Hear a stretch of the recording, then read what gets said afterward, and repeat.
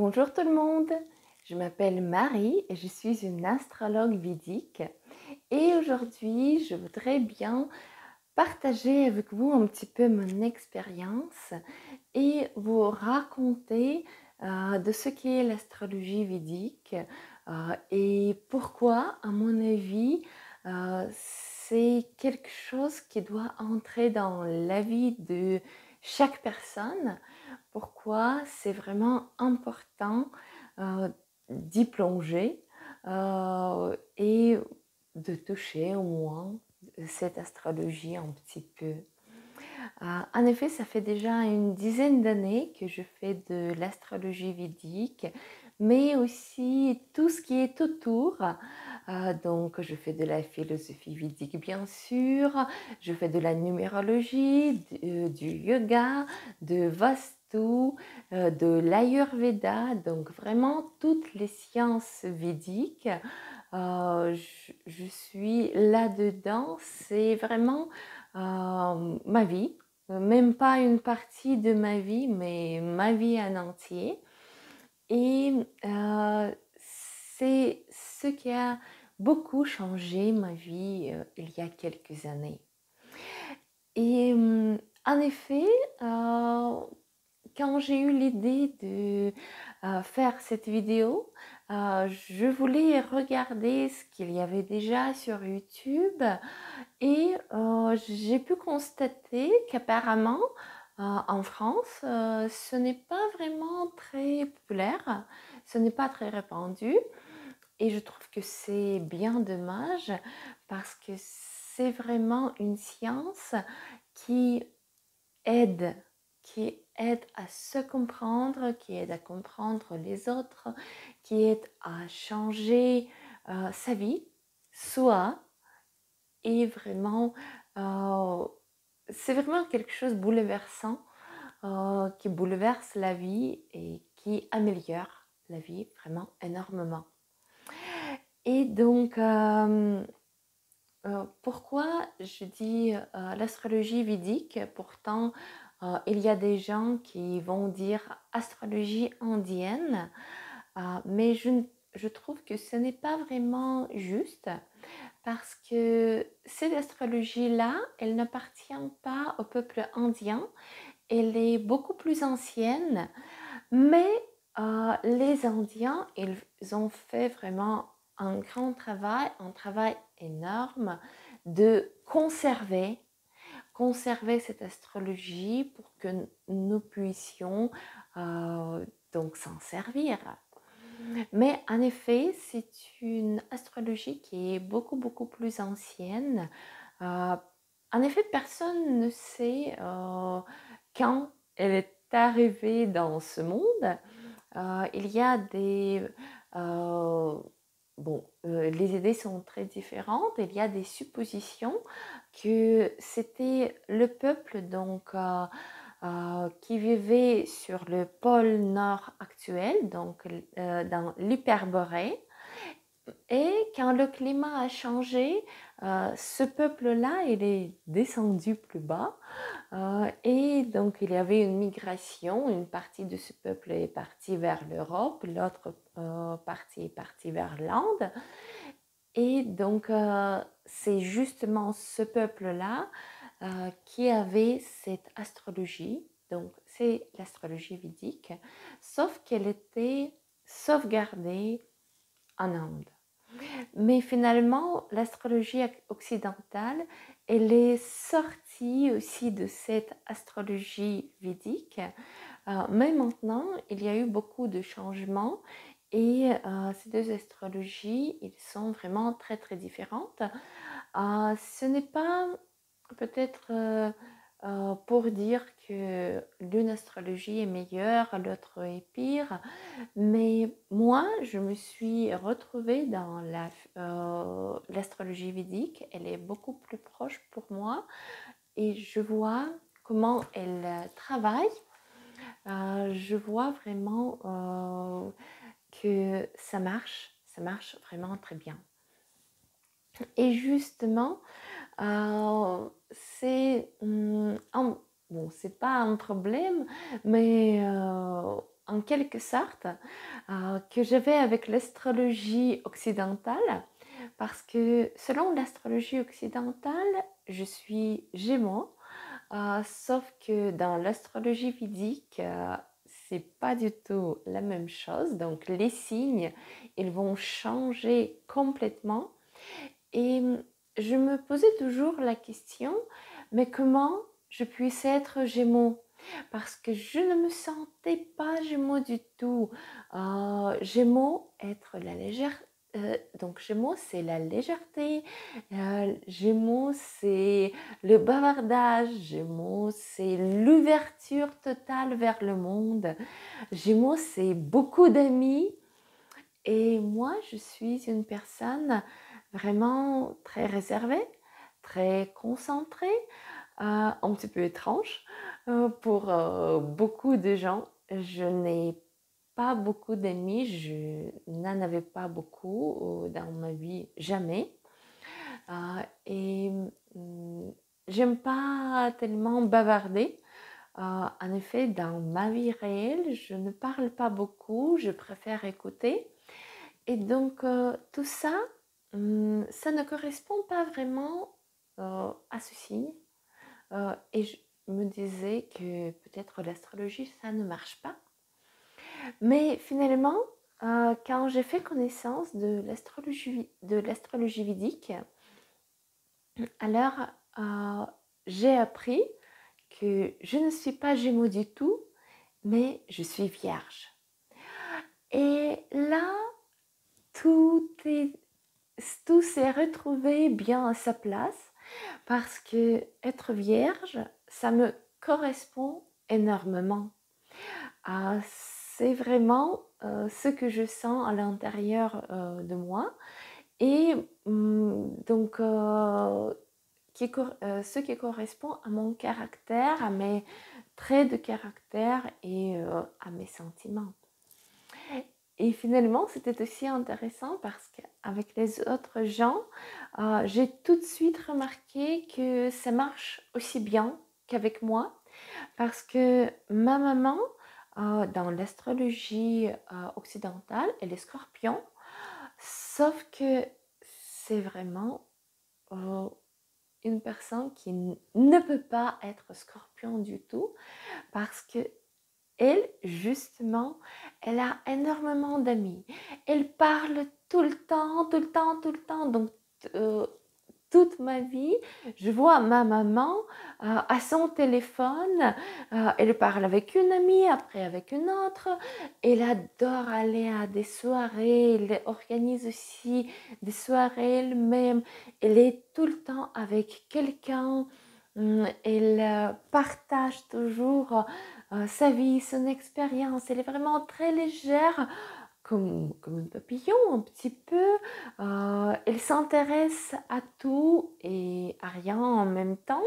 C'est vraiment une personne qui peut parler avec tout le monde. Elle peut parler de tout et de rien. Et comme vous avez peut-être deviné déjà, elle est bien en Gémeaux.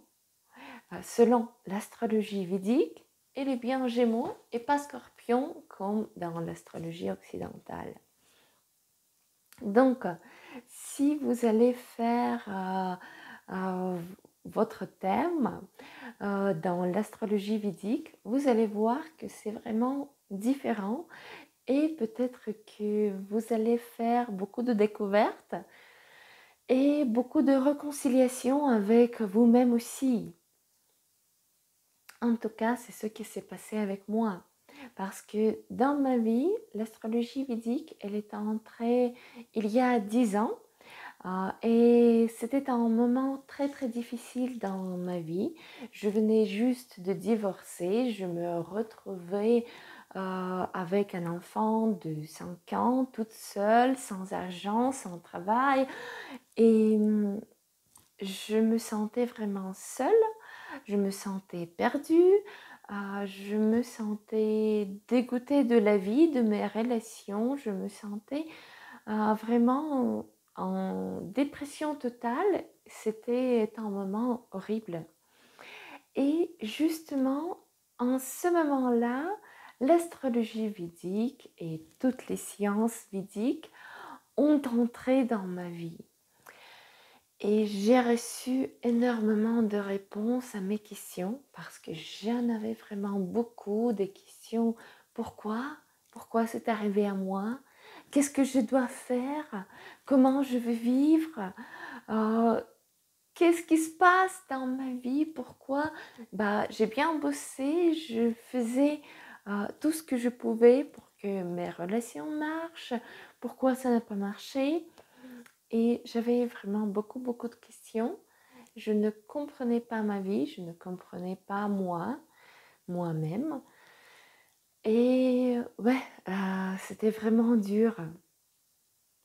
Mais peu à peu, en regardant donc cette science, en apprenant tout ce qu'il y avait à apprendre, donc il y a eu des changements vraiment radicaux dans ma vie. Et alors donc, qu'est-ce que c'est l'astrologie? Est-ce que c'est quelque chose mystique? Est-ce que c'est quelque chose ésotérique? Est-ce que je suis une voyante et j'ai découvert des possibilités, je sais pas, quelque chose donc d'extraordinaire à moi? Non. En effet, l'astrologie, c'est une science et pour comprendre comment ça marche, il faut juste apprendre. Comme à l'école, comme à l'université, comme n'importe où. Par exemple, c'est l'un de mes cahiers et vous pouvez voir là, il y a beaucoup d'informations là-dedans. Et des cahiers comme ça, j'en ai beaucoup. En 10 ans, je peux vous dire, j'en ai vraiment beaucoup. Les livres d'astrologie aussi. Et en effet, je continue à étudier cette science, je continue à faire mes études. Pour le moment, ça fait déjà à peu près 1000 cours que j'ai suivis en astrologie védique et en sciences correspondantes. Donc, c'est vraiment beaucoup. Chaque cours, c'est entre 1 et 5 heures quand même. Ça dure beaucoup de temps. Donc, ouais, astrologie védique, ce n'est pas quelque chose ésotérique, pas du tout. C'est juste du travail. Beaucoup de travail. Et comment on voit la vie d'une personne dans l'astrologie védique? En effet, quand on arrive dans ce monde, on reçoit une carte. En français, on appelle ça un thème, mais personnellement, moi, je préfère le terme carte parce que je trouve que ça correspond beaucoup mieux à ce que c'est. Imaginez, vous allez dans un endroit que vous ne connaissez pas. Qu'est-ce que vous allez prendre avec vous? Vous allez bien prendre une carte, n'est-ce pas? Bon, peut-être là, maintenant, vous n'allez pas prendre une carte en papier comme ça. Elle date. En effet, cette carte-là, elle date déjà d'une quinzaine d'années. Peut-être vous allez prendre une carte sur votre portable, en GPS, quelque chose comme ça.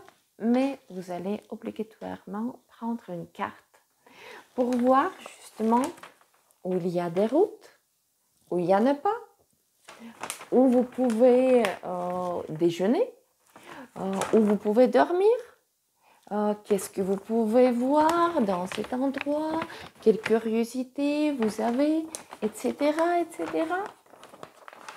Et donc, justement, quand on arrive dans ce monde, on reçoit une carte. Bon, je vais utiliser les deux termes, une carte et un thème, parce que je crois que ce sera plus compréhensible pour beaucoup de personnes. Mais encore une fois, moi, je préfère le terme carte.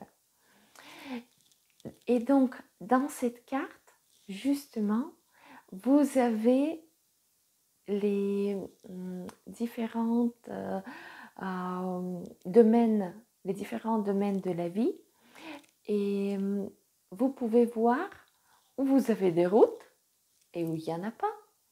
Vous pouvez voir où ce serait plus facile de faire quelque chose, d'avoir des résultats, et les endroits où ce serait dur. Vous savez, ça ne veut pas dire que c'est impossible. S'il n'y a pas de route à un endroit, s'il y a des champs ou des forêts, ça ne signifie pas que vous ne pouvez pas y aller. Vous pouvez, mais ce sera beaucoup plus dur. Je crois que vous comprenez ça bien et que vous êtes bien d'accord que si vous allez dans un endroit où il n'y a pas de route, ça va être bien plus compliqué. Et alors, c'est justement ce qu'on voit dans la carte d'une personne. On voit dans quel domaine ce sera plus facile pour lui à s'épanouir et dans quel domaine il aura des difficultés. Et justement, on peut donner des conseils que tu peux aller dans cette sphère-là ou dans cette sphère, il vaut mieux de ne pas y aller parce que là, bon, peut-être tu recevras quelque chose, mais les résultats ne vont pas être vraiment énormes. Mais après, c'est toujours le choix d'une personne si il va suivre ses conseils ou pas. Parce que d'un côté, il y a bien sûr beaucoup de choses qui sont prédéterminées dans notre vie, c'est notre karma. Il y aura forcément des moments dans la vie qu'on devra vivre. Donc, il y aura des personnes qui vont arriver dans notre vie, il y aura des relations spéciales, il y aura des moments spécifiques qu'on devra vivre et on ne pourra pas en échapper. Mais il y a aussi une possibilité de changer un petit peu, 30% à peu près. Donc, on peut changer justement notre destin, notre vie. Donc, c'est ce qu'on appelle le libre arbitre.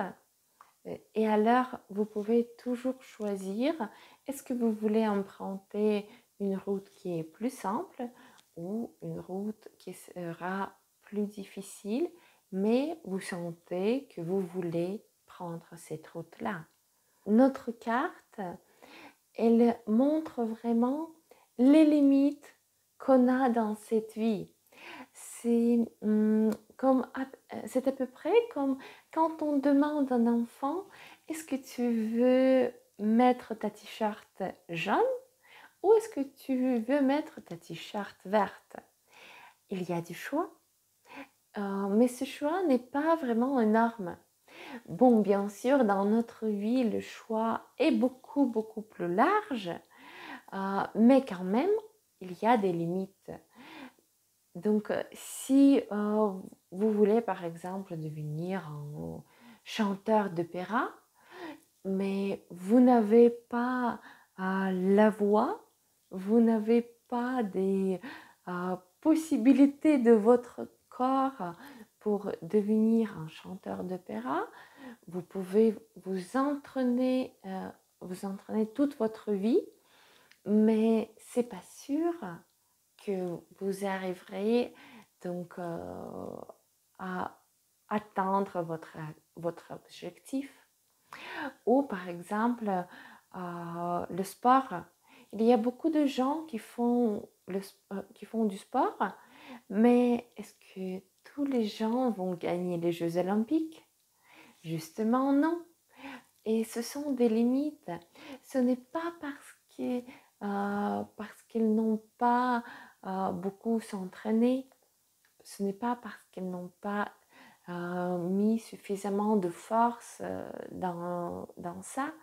Parce que notre corps, c'est bien nos limites. Mais après, on peut quand même améliorer beaucoup dans notre corps aussi. Donc, par exemple, si en ce moment-là, vous n'êtes pas sportif, vous avez plusieurs kilos en trop, ça ne veut pas dire que vous ne pouvez pas commencer à courir chaque matin, à manger différemment et vous ne pouvez pas donc améliorer votre corps. Mais est-ce que vous allez gagner un jeu olympique? Bah, c'est pas sûr. Et donc voilà, c'est ce que je voulais vous dire aujourd'hui. Donc je voulais vous présenter un petit peu l'astrologie védique, parler un petit peu de mon parcours et de ma vie. J'espère que c'était intéressant pour vous. J'aimerais bien voir vos commentaires. Donc, est-ce que vous connaissez déjà ce que l'astrologie védique est? Est-ce que vous avez déjà peut-être vu votre thème, votre carte? Est-ce que vous avez déjà des connaissances? Peut-être vous connaissez déjà la différence entre l'astrologie occidentale et l'astrologie védique. Et bien sûr, donc si vous avez aimé cette vidéo, n'oubliez pas de mettre le petit pouce en dessous. N'oubliez pas de partager cette vidéo avec vos amis. Mettez un petit commentaire et abonnez-vous à ma chaîne. Et on va se revoir bientôt. Au revoir!